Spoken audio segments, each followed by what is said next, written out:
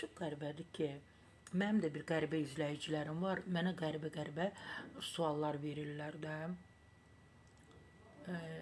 Bir sual da mənim üçün çox maraqlı oldu. Deyirlər, Sara xanım, siz bilmirsiniz cinsazlıqlar. Cinsazlıq bu il harda dincələcək? Deyirəm, bu il deyəndə nə nəzərdə tutursunuz? Yəni 2025-ci ili necə yola salacaqlar? 2026-cı ili harda qarşılayacaqlar? Onu mən deyə bilmərəm. Onu bəzi pullu məmurlar deyə bilər, pullu kişilər deyə bilər. Elə pullu qadınlar da var bəziləri ki, cins azlıqlara azmı pul buraxırlar, kartlarına pul qoyurlar. Məndən niyə soruşursunuz ki, bu il geylər, cinsi azlıqlar, elə translar harda dincələcəklər? Harda dincələcəklər?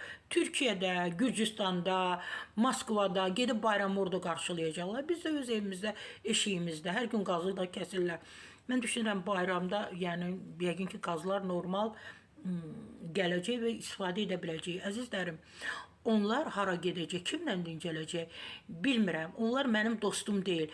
Kimlər ki, onlarla dostluq edir, mən pulu olan məmurlardan, pulu olan bəzi qadınlardan, pulu olan bəzi məmurlardan danışıram ki, kim ki onlara pul buraxacaq, siz onlara verin bu sualı.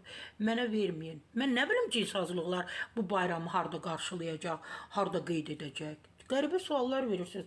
Sara Şəfradan tövsiyə. Mən xahiş edirəm, belə suallarla məni narahat etməyin. Daha ciddi suallar gözləyirəm sizdən.